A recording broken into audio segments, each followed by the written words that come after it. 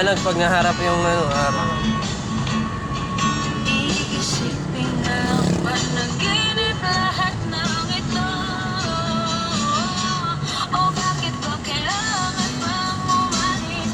Pakiusap lang na huwag ka nang lumihis. Tayo'y mag-usap, teka lang, ika'y huminto.